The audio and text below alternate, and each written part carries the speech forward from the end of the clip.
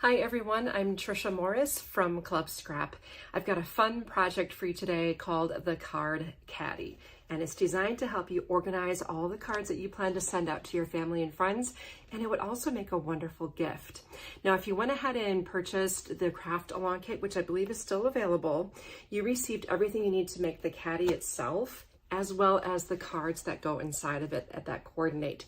Just remember that this is two separate workshops. The one today is to make the caddy itself, and then there's a separate video and workshop materials available in that craft along to help you create the cards. There just isn't enough time in the 45 minutes we have to do all of this together. Well, we'll do it together, just separate times.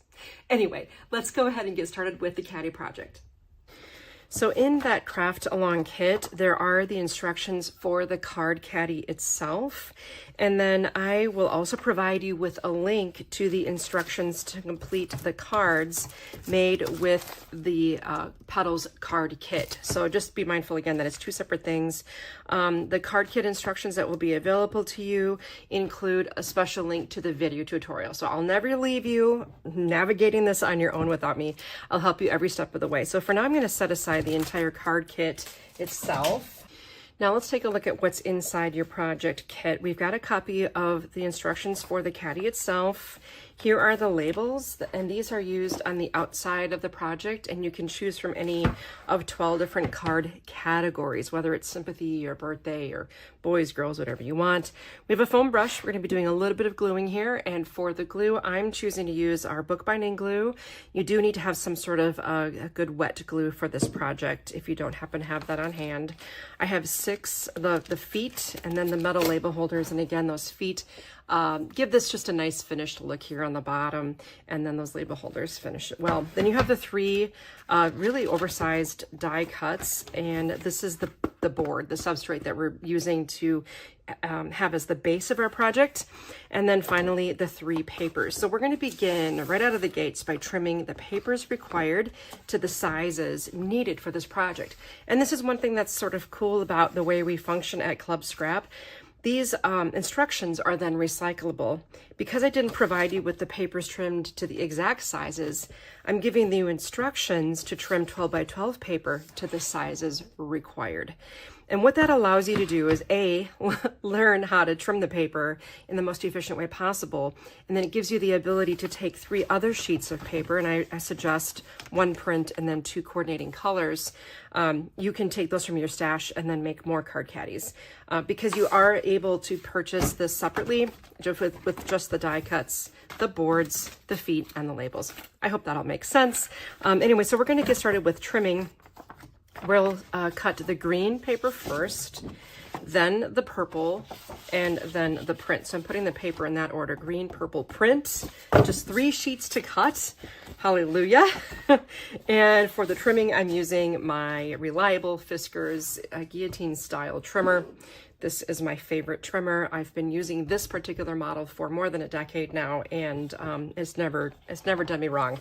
I'm selling tickets to my graveyard of trimmers I have that I don't like and that I don't use. You can go and visit anytime. So for grain direction, we need to hold the paper by an edge and just make sure that the paper flaps more easily from left to right.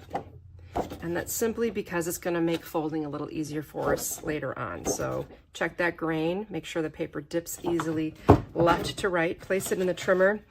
And right out of the gates, I'm going to give you a number you probably won't like. It's 9 7/8. I'm so sorry, but you know, we can do it. So 9 3/4 and 10. 9 7/8 is halfway between those two numbers. So 9 7/8. Ta-da. And then 7. Okay, so rotate the 7-inch piece, and we're just going to trim at 11.5. And that grows up to become the wrap for the base of our unit. So I'm just going to set that aside. And then there was this little piece that came off the end on that last cut. That's a scrap. And then you have this strip. Right now it's 2 7/8. Weird size. We're going to trim some squares, so that means we have more odd measurements coming up. So I'm going to start out at 8 5/8. So that's halfway between 8.5 and 8 3/4. You're going to find 8 5/8. then 5 3/4. That's an easy one, I hope. And then 2 7/8, which is a kind of a review because we just did that. So it's halfway between 2 3/4 and 3. You're going to find 2 7/8. And that gives me 3 squares that are the same size. I like to show you where we're going. Those squares are going to be added to the front of our unit. And then you do have a little larger piece that's a scrap, as well as this long strip. You can use that for anything or you can discard it. Now we have the purple print. The grain direction does not matter. The paper will not be folded or wrapped in any way. So I have easier numbers for you this time. And we're going to cut at 11 1/2 and 8 3/4. And then we're going to rotate this piece and trim at 11 1/2 and 5 3/4. Now I want you to take this piece that's still in the base of the trimmer and rotate it. Of course, this is the most efficient way we can do all this. We'll cut at 8 1/2 and 4 1/4. All right, let's just set these 2 panels aside. We're going to use those. We're going to do some more trimming on them in a little bit. And then this other piece we're going to set aside to be used for our unit. And then you have this 2 3/4 inch by 12 inch piece. Let's cut some more squares. All right, the first one is at 8 1/4, 5 1/2, 2 3/4. Okay, now I just made 4 pieces of paper. 3 are the same size squares, so we're going to set those aside. And then this larger one is a scrap, so we don't need that. And this is a little scrap too. And I think there might be, I don't know, is there another long one? Yeah, there's this other 1/2 inch piece here. We're not using that either. One more sheet to trim. And we're going to cut at 9 1/2. Don't have to worry about grain direction here on this one as well. I just found another little scrap there. Don't use that. Okay, 9 1/2 on the print. So you can use prints that you have already too. 9 1/2. And then 5 1/2. Rotate this piece and trim at 8 1/2. This we're going to use. This print is a scrap, that little guy. And then take the next strip. Currently this is 4 by 12. And we're going to cut at 11 and 5 1/2. We're going to do a little bit more trimming on this in just a second. We got these 2 sets of panels here. And now take that final larger strip. There was a little scrap that we made on that one. So this larger strip, let's cut this one at 7 1/2, 5, 2 1/2. You just made 3 more squares, and that can be set aside for now. We do have yet another scrap. Sorry about all those scraps. Normally I don't have that many. Now let's take these 2 larger purple panels here, stack them neatly together. I'm going to take a ruler and a pencil here, and I'm going to mark a line 2 7/8 of an inch up from the bottom edge. Now, you know, again, I know some of you just aren't very comfortable with your measuring, but here's 2, here's 3, and each line on the ruler represents 1/8 of an inch. Okay, so every box, that's 1/8. So that makes it easy. 1, 2, 3, 4, 5, 6, 7. So that's 2 7/8. I know this is easy for some of you, and it's more challenging for others. So we're just going to mark at 2 7/8. And then we can take that line. Now I've got these stacked up, both of them at the same time. I'm going to line up that little pencil mark with the blade, and then pivot to the opposite corner at the top here left of this piece, the top left corner.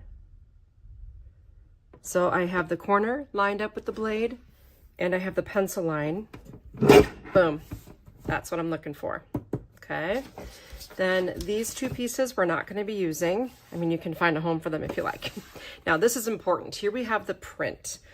I want you to take the prints and face the prints together when you stack them up. Grab your ruler again. This time our mark is going to be at 2 3/4. So every solid line here is 1/4 of an inch. So this is 2, 2 1/4, 2 1/2, 2 3/4. So make sure your measurement looks like my measurement. If you don't have this handy grid ruler, I highly recommend it. And I'm going to once again line this mark up with the edge of my blade and line the opposing upper corner with the blade as well. So that tip and the mark. I'm well aligned here and here. Give that a chop. So the pieces that fell off the end, we're not using. And the other angled pieces we will use. And the reason we faced them together is that eventually these will nest. And that way those corners are cut in the opposing directions. That's why we had to face them to each other. Don't ask me why I know that has to happen. So later on, we can use those nested pretty areas to match our caddy sidewalls. Okay, so now I think we're ready to do some gluing. I'm gonna get rid of my trimmer. And let's go ahead and so I'm using an accordion pocket file. I don't have pockets assigned for this project, but it was just kind of a nice way to stay organized. So this green is the paper that will wrap the board. And if you haven't learned basic board wrapping with me, this is a wonderful opportunity just to obtain some nice basic skills, because what we do here is what you would always do if you were wrapping any kind of a book cover, any kind of chipboard, mat board, or book board. And chipboard would be like a cereal box thickness. Mat board is a little heavier than that, and then book board, this is 1/8 of an inch thick. So it doesn't matter what you're wrapping. These are the skills that you need to do a good job. So I'm taking your bookbinding glue and I'm going to add some to the board while I'm holding the board off of my work surface. Why would I do that? Well, if I have it down here and I start spreading glue, I'm gonna get glue all over the board, all over this paper. I don't want that. If I hold it, I have a lot of control. Plus you have all this 1/8 inch of space, right? And I'm going to start from the middle with my dry foam brush here. And I'm going to make long strokes to the edge of this board. And if you make quick work of it, the glue won't dry on you, because I've seen it happen in classes, you know, if you don't have a lot of confidence, you might work a little more slowly, but time is not your friend in this situation. And if the board is looking a little shiny and not any white at all, you may want to add more glue and then work quickly. Do you see how I have this coated thoroughly, not too thick, okay? Nothing's dripping, that's important. We want to avoid dripping.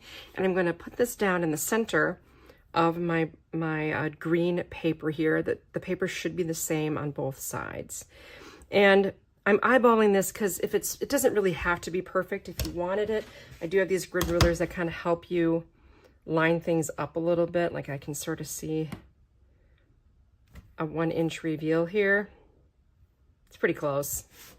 I mean, it really doesn't have to be exact, just so you have this nice perimeter around the edge. Next, we need to maybe just flip it over. If you happen to have a bone folder, it's real helpful for just bonding the paper to the board, making sure there's no air in there. A good coat. And we need to create now flaps so that we can wrap this overhang. Now, some people would, at this point, take scissors and trim right to the corner so that they, I don't know, don't have too much paper. I suggest that I need you to make sure you have at least 1/8 of an inch of paper extending beyond the tip of that corner when you remove this triangular shape. So do you see I have at least 1/8 of an inch. Now, what's 1/8 of an inch? Well, it just so happens that our rulers are 1/8 of an inch thick. So if I lay the ruler on its perpendicular to the table, rest it on the corner at a 45-degree angle, I can draw a pencil line on this, and that tells me where 1/8 of an inch is, and I'm going to cut on the outside of that line. And when you get good at it, and a lot of practice, you no longer need a ruler. You can eyeball it. You just got to make sure you're on the generous side of 1/8 of an inch, okay? Now, The next step is to prepare these flaps to wrap themselves around the board in a beautiful way. Now, this is why earlier when we trimmed the paper, I chose to have the grain dipping the way I did, so that these longer folds would be in cooperation with the grain of the paper. That means these long flaps would be easier to fold. The shorter flaps would be more difficult because the grain only goes in one direction, right? So now I'm going to take my bone folder and I'm going to run it underneath this flap so that the paper is bonding with the edge of the board. Now there's no glue here, that's okay. I'm just going to make that touch the side of the board, and then I'm going to use my fingers to turn the flap over. And then I'm going to help crease that paper again along the edge of that board. And that's going to really give me a nice, beautiful wrap eventually when I add my glue. I'm going to go around to this side and I'm going to do the same thing. So along the edge and then making that turn, I'm going to give it a nice crease. Okay. Now do the short flaps. I'm going to go underneath. This is a little harder, but it's going to do it. And then repeat for the other side. So going under, grab that and make a nice crease. Okay, that wasn't so hard. Now we need to apply the glue to this. I mean, I always start with the long flaps, so don't do the short flaps until both long flaps are done. And if you need to apply glue, do it to the center of the flap area, close to the crease of the paper, not to the edge. If you get glue in these little corners, it'll pull there and kind of create a mess. We don't want that. So again, where's my project? It's off of the work surface. I don't want to get glue where I don't want it. You know what I'm saying? Has that ever happened to you before? Okay, so I have the corners. I mean, everything's thoroughly coated with glue, the whole surface. I'm gonna lay this down now, and I'm gonna make sure, again, I make contact at the side of the board and then bring that flap into place. I did have a little excess pop out there. And I'll go over that with my bone folder. And because the paper already knew where it was supposed to go, I'm going to take glue that still is in my brush now, brush it on the other long flap. Notice I'm not working my way around. I'm going side to side with the flaps here. And make sure that bonds nicely on the side, that we don't have any like buckles of paper. You have a nice, clean, square edge here. Isn't that, I mean, you know, in the scheme of life, it's not beautiful, but when it's bookbinding, it is. Okay, so now if you look here, do you see all that extra paper coming past the edge of the corner? That needs to happen in order to cover the corner. And to take care of that paper, we're gonna just take you can use your fingertip, you can use a bone folder, and we need to just tuck that paper in. And sometimes equate it to like when you're wrapping gifts and you tuck in the sides. So first you have your flaps that go around and then you tuck the sides in. It's just the tiniest little gift you ever did see. And then if I just test this, when I bring this around, I've got a gorgeous library book style, textbook style corner. Then if you just come around and bring in, again, you would do this on your work surface, of course. I'm just trying to get nice and close. And do a test run. It looks gorgeous. So the final step now is applying glue. Again, I still have quite a bit of glue in my brush, so I'm good to go on that. And we'll lay it down, bond the side, and with a little swipe of my bone folder, I've got a gorgeous corner any librarian would be proud of, right? And then I'll apply the glue here. And I instinctively hold this off of my work surface. It might not be a habit for you quite yet. So that's why I'm reminding, that's kind of what I'm looking for. If it's a habit, you'll avoid getting those stray marks of glue on things where you don't want it, and your other side will look beautiful. This actually ends up being the bottom of our unit. So now at this point, we could add our little button feet so that this has time to dry before we actually assemble the box. I'm going to grab the little feet, and we're going to use our bookbinding glue again to attach them, but I actually have these little, they're really inexpensive little needle tip applicators. I load them with the glue out of that big bottle, put it in the little bottle, and it really goes a long way. So I'm going to just put some glue onto the bottom of each one of these little wood buttons, wood feet, whatever you want to call them. And I'll just place them in the corners.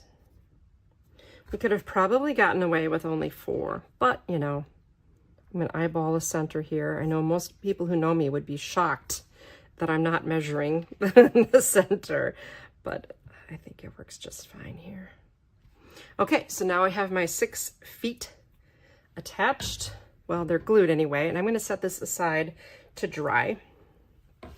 And now it's time to work with those die cuts. And again, these are available just as a little naked component kit, we call it, where you can get the die cuts, the board, and then the components that, like the labels and the wood feet. So just to keep that in mind. Now, I'm gonna open this up, take one of them, and we've got a fold on every single score. So let's go ahead and do that. So there's this tab here as well. Make sure you get that guy. And then make sure you fold up on the bottom. A bone folder is going to give you a more solid crease. I'm just going to quick do this with the others as well, so all of our prep work is done. So you're just going to give that a nice fold. We already had to fold these just to fit them in a box and ship them to you. Now, when you're folding, I forgot to mention this right out of the gates, make sure the bump of the score line is on the inside of the fold. That's going to give you a better performance. Those are the stationer's rules, basically. And some of you maybe have learned that already. Some of you may not be aware that the fold does have a right side and a wrong side. So hopefully you haven't been folding things inside out for the last 20 years. But the bump of the score inside of the fold. You can remember that by saying, bury the bump. Okay, so with that done, we need to start shaping these up.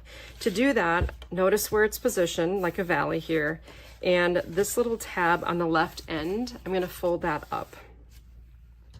Now you can use your foam brush with the glue still in it, or you can use, again, a needle tip applicator, which is what I'm gonna do for this real targeted application. And I'm applying the glue to the top of the tab when it's folded over. Then I'm going to take this side here and fold in the center to bring it over to this side. And all I'm going to do is just now make sure everything's lining up the way it should. If you want, you can reverse fold it here. I did have a little glue on my fingertip. Put a mark on that. It's not a big deal because it will be covered. And now I have that shape that I'm looking for. Hallelujah. Okay, so now we have the flaps. So what I like to do is put the side flaps in first, then the back, and then the front, because the front is what we're gonna see. And this is the lower area is the front of the unit. So I'm gonna place glue on the top of this and on the back of these. Again, you don't really need a super thorough end-to-end application, just kind of a general perimeter and then some around the inside.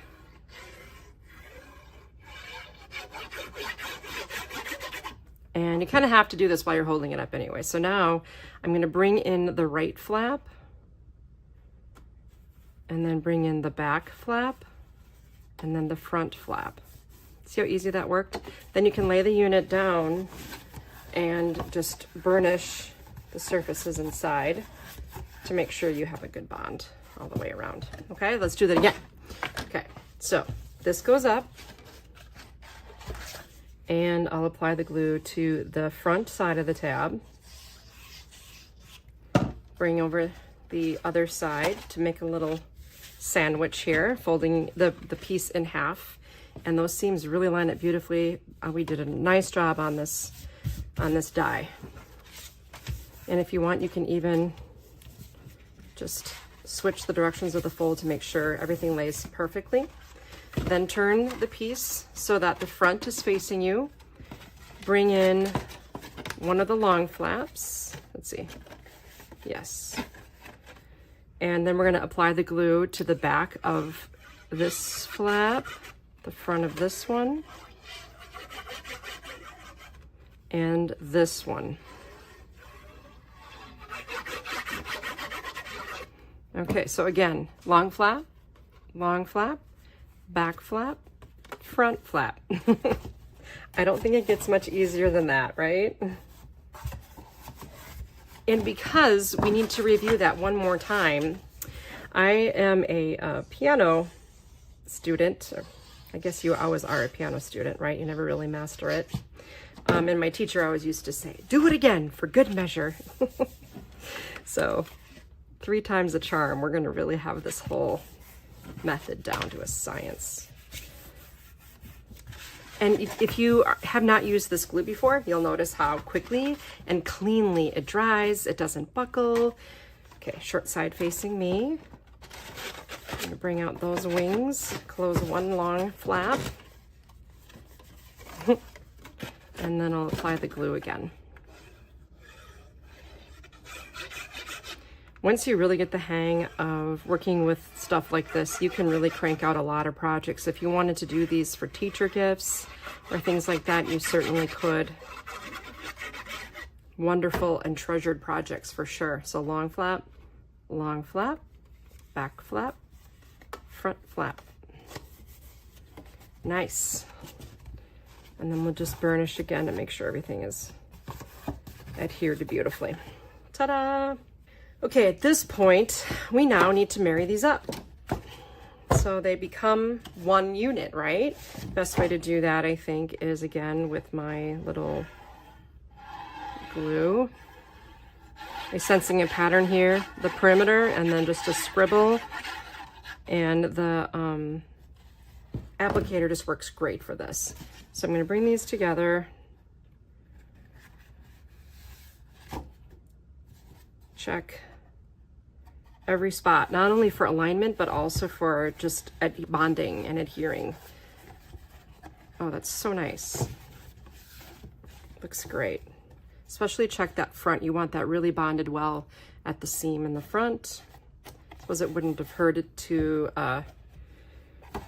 spread that glue a little. And then we have to glue the second one on.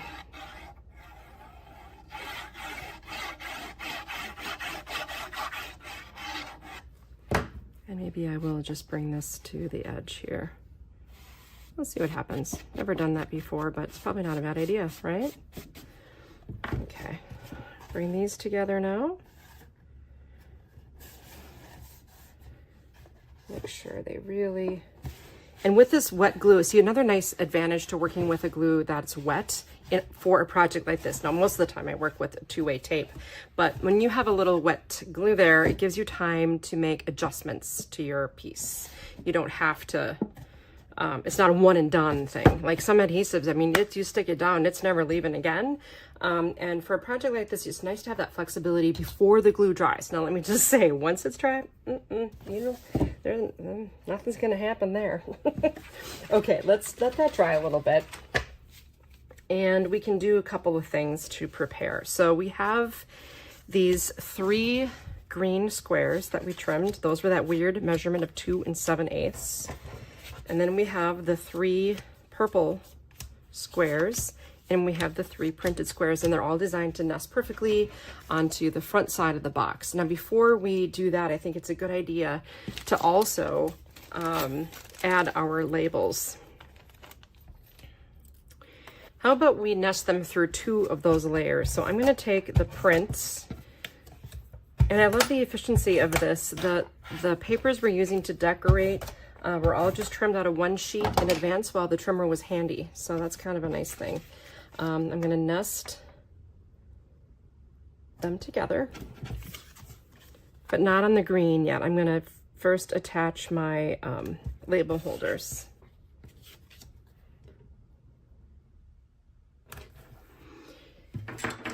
To attach the label holders, I'm going to use an old mouse pad and a paper piercing tool. This isn't all. You can use a thumbtack. You could use anything. And I'm going to just give it maybe, I don't know, 1/8 of an inch from the top edge here. And pierce that through. And I think maybe I'll just use it as a template now for the others. So I'm wanting that to be attached in the same spot. At least that would make sense, right? If we use this as a template to pierce through the other two. Now, if I take my label holder, and we have the brads that we've included as well.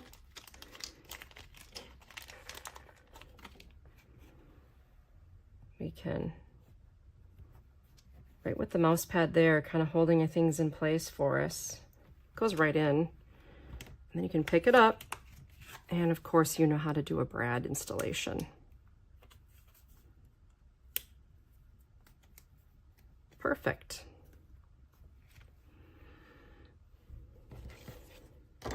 And since I've already pierced through this, I can add my next one right away without having to measure.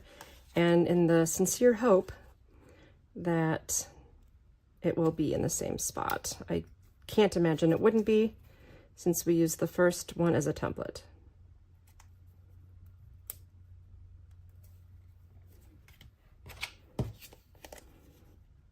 And our last label holder here.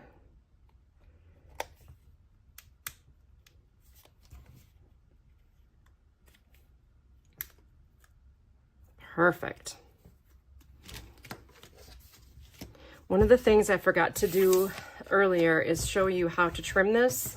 I am gonna grab my trimmer again and just quick tell you this information because I think it'll be helpful to you.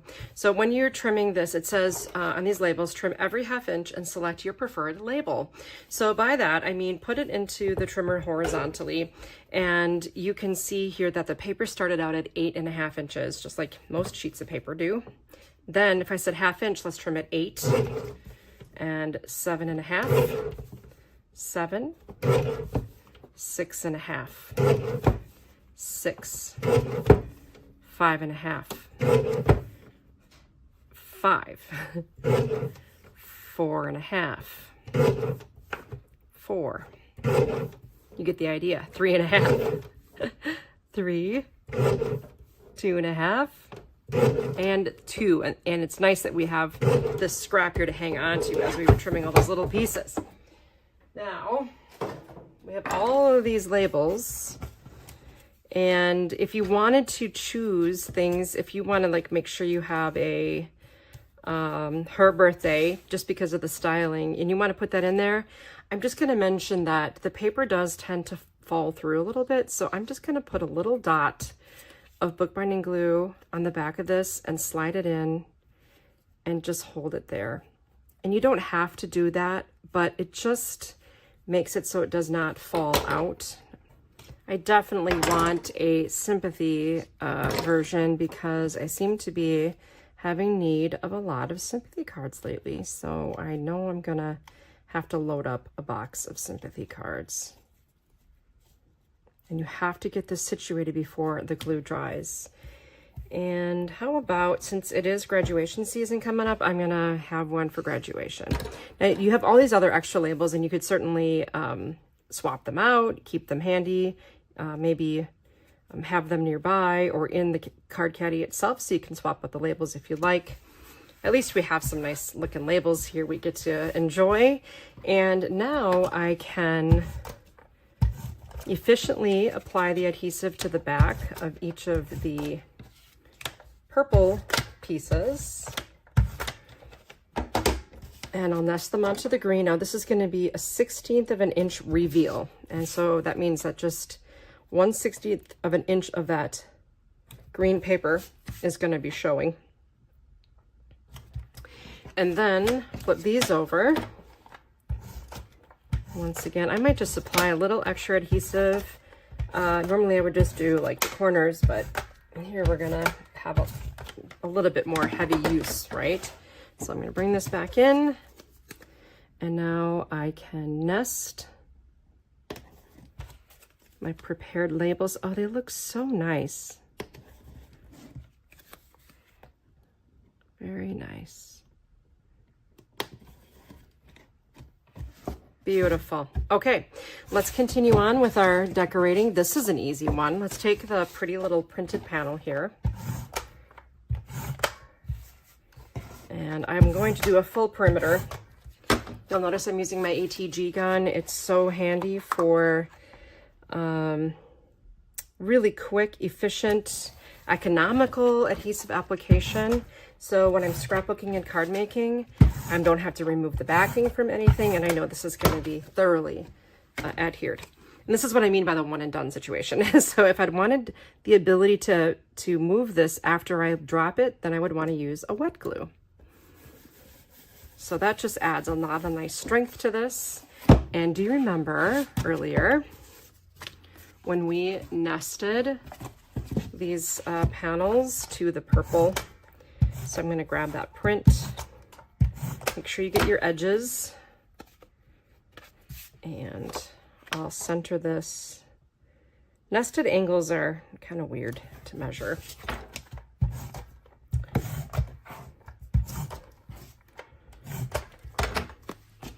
And then this layers, I'm getting close to my camera here.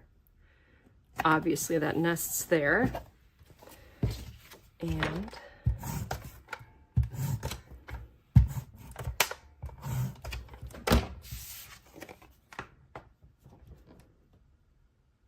we'll nest that one, add a little more adhesive to this, and that will go obviously right here. And finally, we've used up all the paper that we prepared except for our little scraps. And let's just bring in our feet, which are now dry. Notice that I glued the feet to the fully covered area because this area will be covered by the unit. To add the unit, I do like to put a nice, more thorough coat of glue on the bottom. So I will just do my typical, the same type of an application I did when we adhered the paper to the board. And I'll use my foam brush once again to get to those edges, especially. Got a little bit of an uneven surface to take into account, so I think the liquid glue here with a spread application is a good practice.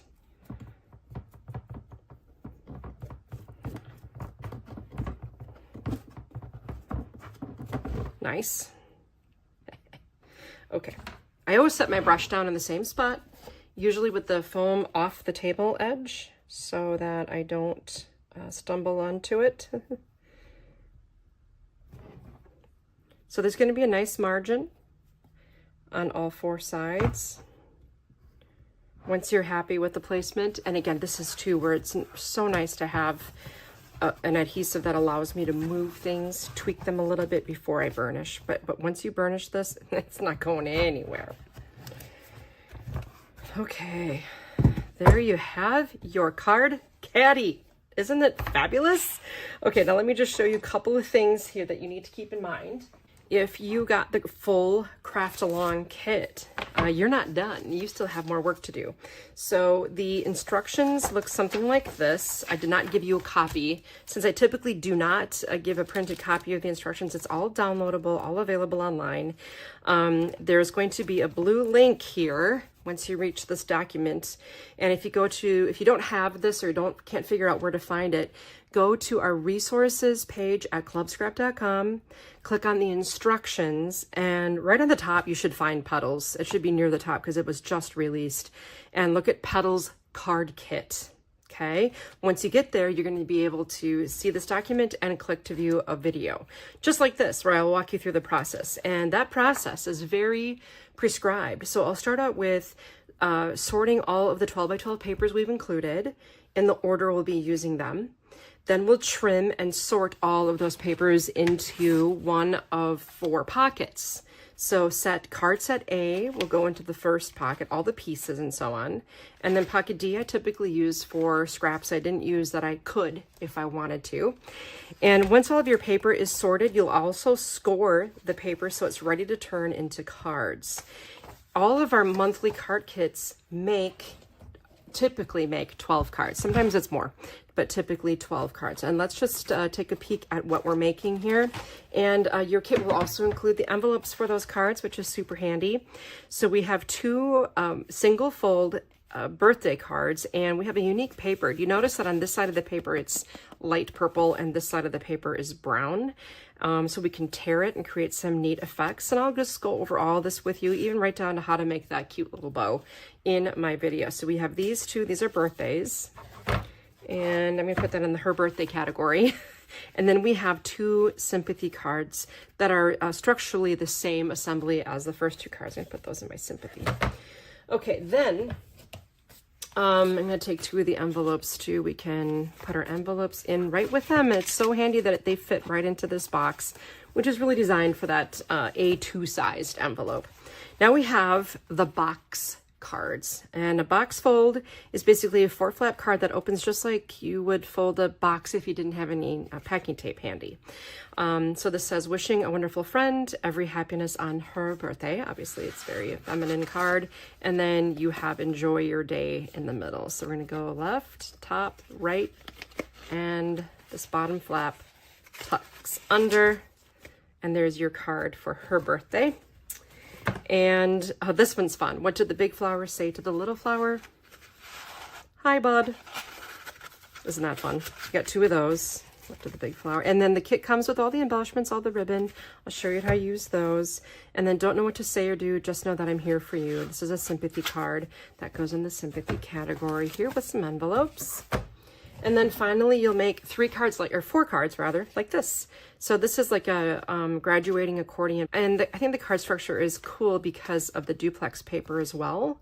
It's a brown lavender duplex. So when you open it, you have a sentiment on each flap. The flower that blooms in adversity is the rarest and most beautiful of all. Thinking of you. I'll put that in the sympathy here. I love people who have no idea how wonderful they are and just wander around making the world a better place. That's a birthday for her.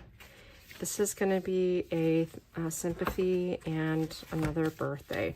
So as you can see, it's very formulaic and recyclable.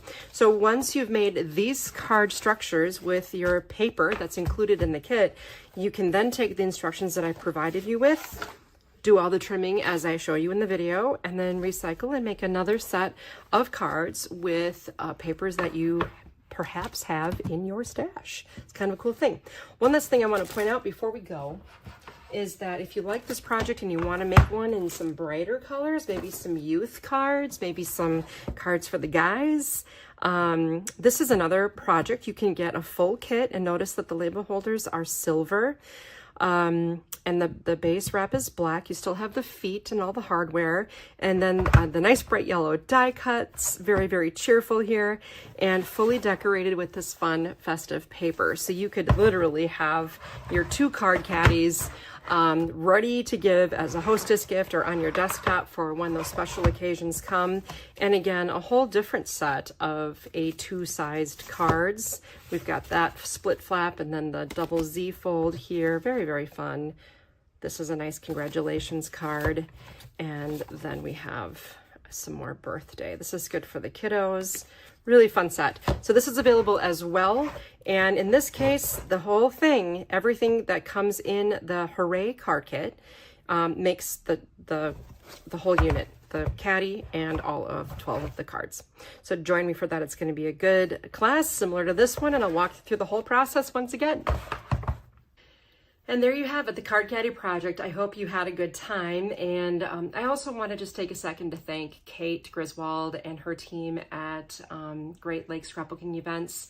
I really appreciate the fact that she has continued to offer this and kind of tear down the walls of geography so we can all be together through this awesome technology. And if you are interested in joining Club Scrap as a member, we do offer a card project like this every single month.